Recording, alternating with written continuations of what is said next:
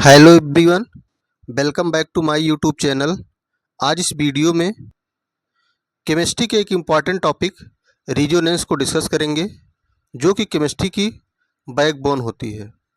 बिना रिजोनेंस के आप केमिस्ट्री की स्टडी नहीं कर सकते हैं। तो आज इस वीडियो में रिजोनेंस को विथ ट्रिक आपको सिखाने वाला हूं। बस आप लोग वीडियो को बिना स्किप किए हुए वीडियो में लास्ट तक बने रहिए। तो चलिए टाइम न वेस्ट करते हुए टॉपिक को शुरू करते हैं। देखिए रिजोनेंस, तो सबसे पहले आप रिजोनेंस को कैसे डिफाइन करेंगे। तो देखिए, the shifting of pi electrons inside the molecule is known as resonance. Resonance क्या है? The shifting of pi electron inside the molecule, molecule के इनसाइड में पाई इलेक्ट्रॉन की जो शिफ्टिंग होती है उसी हम क्या बोलते हैं? रिजोनेंस बोलते हैं। मॉलिक्यूल के अंदर जो पाई इलेक्ट्रॉन की शिफ्टिंग होती है उसे हम क्या बोलते हैं? रिजोनेंस बोलते हैं। देखिए कैसे, फॉर एग्जांपल सपोज करिए आप बेंजीन है, बेंजीन रिंग है। अब बेंजीन रिंग में क्या होता है कि आपका पाई इलेक्ट्रॉन जो होता है वो कॉन्टिन्यूसली मूव करता है। जो आपका बेंजीन रिंग का सही स्ट्रक्चर है वो आपका इस प्रकार से बनता है, हाइब्रिड स्ट्रक्चर। इसमें जो पाई बॉन्ड दिखाया गया है वो कॉन्टिन्यूसली क्या हो रहा है? मूव हो रहा है। तो ये चीज लिखा गया, pi electron are continuously moving. तो पाई इलेक्ट्रॉन यहाँ पे फ्रीली क्या करता है? मूव करता है। और इसे ही बोलते हैं पाई डीलोकलाइजेशन। क्या बोलते हैं? पाई इलेक्ट्रॉन डीलोकलाइजेशन भी बोलते हैं। चलिए अब समझते हैं पाई इलेक्ट्रॉन डीलोकलाइजेशन क्या होता है। तो देखिए, electrons delocalization in pi bond, electrons delocalization in pi bond. अब इसे आप कैसे डिफाइन करेंगे? देखिए, in pi bond electrons are loosely held between atom and move freely. These freely moving electrons are known as delocalized pi electrons. तो क्या होता है? इन पाई बॉन्ड, पाई बॉन्ड के केस में इलेक्ट्रॉन्स आर लूजली हेल्ड, जो pi bond के electron होते हैं वो लूजली क्या होते हैं? हेल्ड होते हैं। Between atom and move freely, atom के अंदर, और वो मूव क्या करते हैं? फ्रीली मूव करते हैं। दीज फ्रीली मूविंग इलेक्ट्रॉन्स, वही जो फ्रीली मूविंग इलेक्ट्रॉन्स का प्रोसेस है, are known as delocalisation pi electrons. उसे हम क्या बोलते हैं? डीलोकलाइजेशन पाई इलेक्ट्रॉन्स बोलते हैं। अब देखिए फॉर एग्जांपल, मान लीजिए यहाँ पर एग्जांपल हम सपोज करते हैं CH2 double bond CH single bond CH2 plus. अब यहाँ पर देखिए, जो अब देखिए आप लोग जानते हैं कि जहाँ पर डबल बॉन्ड होता है वहाँ पे एक सिग्मा बॉन्ड होता है और एक पाई बॉन्ड होता है। तो ऊपर एक पाई बॉन्ड है और सेकंड क्या है? सिग्मा बॉन्ड है। और यहाँ पर क्या है? प्लस चार्ज है। तो प्लस चार्ज और पाई बॉन्ड में क्या है? कॉन्जुगेशन है। अब पाई बॉन्ड क्या है? लूजली हेल्ड होता है, फ्रीली मूव करता है। तो पाई बॉन्ड अगर मूव करके यहाँ पर जाएगा तो आपका पॉजिटिव चार्ज मूव करके कहाँ पे आएगा? यहाँ पे आएगा। तो रिजोनेंस स्ट्रक्चर इसका दो बनेंगे। अब यहाँ पर पॉजिटिव चार्ज आ जाएगा और डबल बॉन्ड कहाँ पे आ जाएगा? यहाँ पे। तो फर्स्ट स्ट्रक्चर इसका ए बन जाएगा और सेकंड स्ट्रक्चर आपका ए बन जाएगा। इसके टू रिजोनेटिंग स्ट्रक्चर पॉसिबल होंगे। अब देखिए सेकंड एग्जांपल आपका बेंजीन लिया गया है। तो बेंजीन में आप लोग हमेशा इस तरह से दिखाते हैं कि पाई बॉन्ड अल्टरनेटिंग क्रम में पाई बॉन्ड को दिखाते हैं, लेकिन अल्टरनेटिंग क्रम पे दिखाते हैं। फिर यहाँ से बॉन्ड जब मूव करेगा तो ए स्ट्रक्चर बन जाएगा। फिर ये बॉन्ड मूव करेंगे तो हाइब्रिड स्ट्रक्चर जो बनेगा बेंजीन का, ए बनेगा। और सबसे ज़्यादा स्टेबल भी यही स्ट्रक्चर आपका होता है। ए स्ट्रक्चर तो हम लोग अपने समझने के लिए, आसानी के लिए बना लेते हैं। बाकी हाइब्रिड स्ट्रक्चर जो होता है यही आपका क्या होगा? मोर स्टेबल होगा और मोर रिजोनेंस आपका शो करेगा, क्योंकि पाई इलेक्ट्रॉन हमेशा क्या करते हैं? फ्रीली मूव करते रहते हैं। तो ये भी एग्जाम्पल आपका क्या है? रिजोनेंस का। तो बेंजीन के रिजोनेंस स्ट्रक्चर आपके 3 बनेंगे। वही चीज़ यहाँ पर लिखा गया है, रिजोनेंस स्ट्रक्चर ऑफ बेंजीन। तो बेंजीन के रिजोनेंस स्ट्रक्चर को आप इस प्रकार से रिप्रेजेंट कर सकते हैं। नेक्स्ट देखिए, अगर रिजोनेंस स्ट्रक्चर को आप डिफाइन करेंगे तो कैसे डिफाइन करेंगे?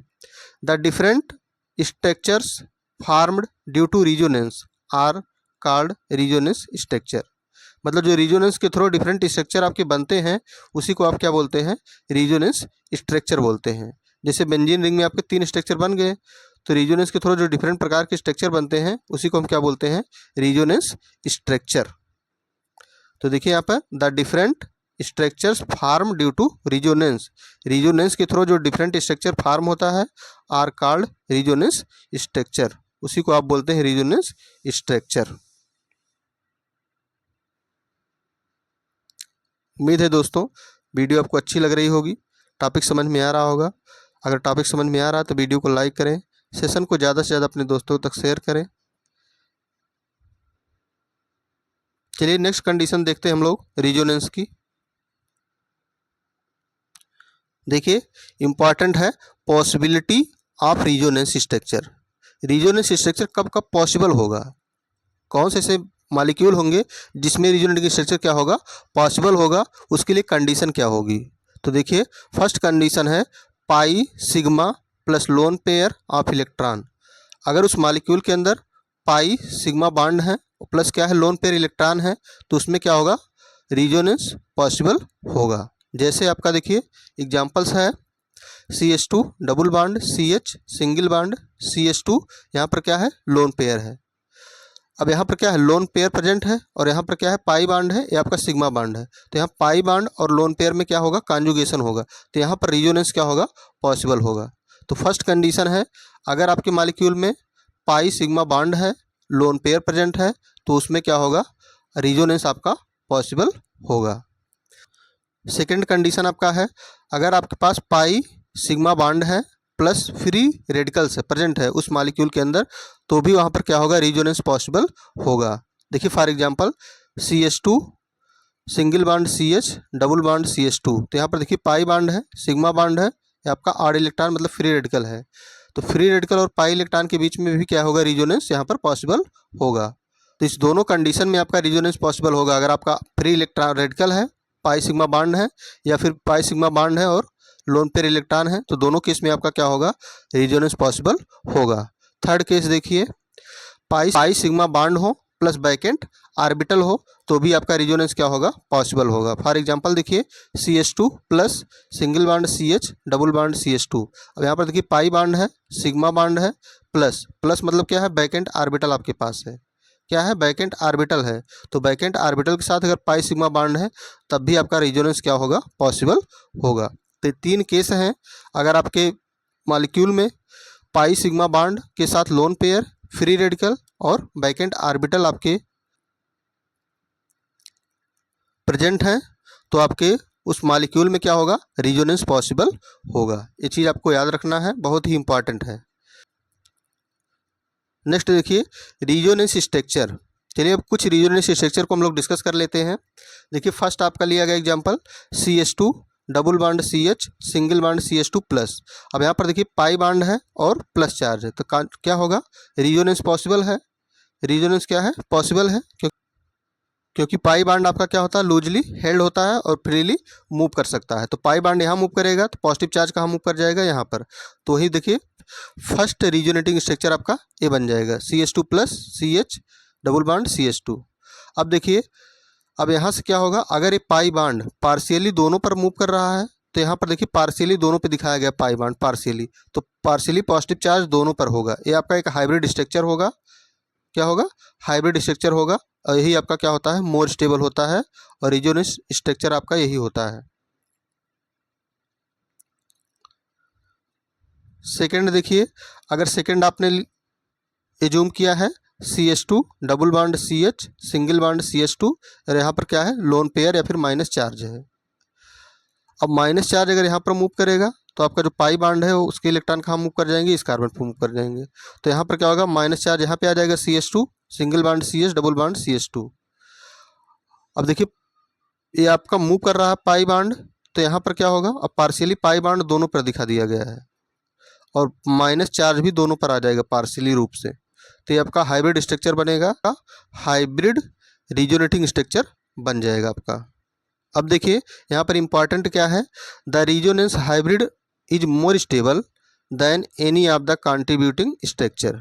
जो आपका रिजोनेटिंग हाइब्रिड स्ट्रक्चर होता है वो मोर स्टेबल होता है than any of the contributing structure. जो आपके कंट्रीब्यूटिंग स्ट्रक्चर बन रहे हैं इससे भी मोर स्टेबल कौन सा होता है, हाइब्रिड रिजोनेंस स्ट्रक्चर होता है। चलिए कुछ एग्जांपल और डिस्कस करते हैं हम। यहाँ से देखिए फर्स्ट आपका लिया गया है बेंजाइलिक कार्बोकैटायन। अब बेंजाइलिक कार्बोकैटायन देखिए यहाँ पर पाई बॉन्ड है और यहाँ पे प्लस चार्ज है, यानी इसमें रिजोनेंस क्या है, पॉसिबल है। पीछे आपको कंडीशन बताया गया था, अगर पाई बॉन्ड है और प्लस चार्ज मतलब वैकेंट ऑर्बिटल है तो उसमें क्या होगा, रिजोनेंस पॉसिबल होगा। तो यहाँ पर देखिए जब ये वैकेंट ऑर्बिटल क्या करेगा, ये पाई इलेक्ट्रॉन को खींचेगा, तो यहाँ पर क्या हो जाएगा, डबल बॉन्ड हो जाएगा। अब यहाँ से पाई इलेक्ट्रॉन क्या हो गया, निकल गया, तो इस कार्बन पर क्या आ जाएगा, पॉजिटिव चार्ज आ जाएगा और ये बॉन्ड आपके एट इज ऐसे ही रहेंगे। अब यहाँ पर प्लस चार्ज और पाई कॉन्जुगेट, पाई में क्या होगा, कंबाइन होकर के बॉन्ड बनाएंगे, तो प्लस चार्ज आपका कहाँ मूव कर जाएगा, यहाँ पर। फिर आपकी वही प्रक्रिया होगी, ए बॉन्ड आपका यहाँ पर मूव करेगा तो यहाँ बॉन्ड बन जाएगा, यहाँ पर क्या आ जाएगा, प्लस चार्ज। अब लास्ट में क्या होगा, जो आपका हाइब्रिड स्ट्रक्चर बनेगा वो इस प्रकार से बनेगा कि पाई बॉन्ड यहाँ पर मूव कर रहे होंगे और यहाँ पर भी पाई बॉन्ड होगा, यहाँ पर CH2 प्लस होगा। तो इस प्रकार से बेंजाइलिक कार्बोकेटायन का रिजोनेटिंग स्ट्रक्चर आपको इजीली यहाँ से बना सकते हैं। कई बार आपके एग्जाम में पूछा भी गया है। नेक्स्ट आपका है एनिलीन। अब एनिलीन के केस में देखिए, यहाँ पर तो वैकेंट ऑर्बिटल था, लेकिन यहाँ पर क्या है, लोन पेयर है। अब लोन पेयर क्या होगा, ये लोन पेयर आपका यहाँ पर मूव करेगा तो यहाँ पे डबल बॉन्ड बन जाएगा। अब जैसे यहाँ पर मूव करेगा तो यहाँ पर क्या होगा, कार्बन की देखिए वैलेंसी 4 होती है, तो यहाँ पर क्या हो जाएगा, 5 बॉन्ड होता है, तुरंत पाई बॉन्ड आपका टूट करके यहाँ पर जाएगा, तो यहाँ पर क्या हो जाएगा, माइनस चार्ज हो जाएगा।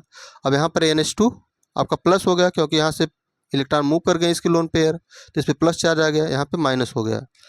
अब नेक्स्ट रिजोनेटिंग स्ट्रक्चर क्या होगा इसका, अब माइनस चार्ज और पाई बॉन्ड में क्या हो जाएगा, कॉन्जुगेशन होकर बॉन्ड का फॉर्मेशन होगा, फिर माइनस चार्ज आपका कहाँ पे आ जाएगा, यहाँ पे आ जाएगा। इस प्रकार से माइनस चार्ज फिर यहाँ पर आ जाएगा, फिर हाइब्रिड स्ट्रक्चर जो बनेगा इस प्रकार से एनिलीन का बनेगा। तो इस प्रकार से आपको भी बेंजाइलिक कार्बोकेटायन या एनिलीन के रिजोनेटिंग स्ट्रक्चर को अब बनाना है, और इम्पॉर्टेंट भी है, कई बार एग्जाम में पूछा गया है। अगर दोस्तों वीडियो अच्छी लगी हो तो वीडियो को लाइक करें, सेशन को ज़्यादा से ज़्यादा अपने दोस्तों तक शेयर करें, चैनल पे पहली बार हो तो चैनल को सब्सक्राइब करें, और कमेंट करना ना भूलें आप हमारी वीडियो कहाँ से देख रहे हैं और आपको हमारी वीडियो कैसी लगी। Thank you watching for this video. मिलते हैं नेक्स्ट लेक्चर में।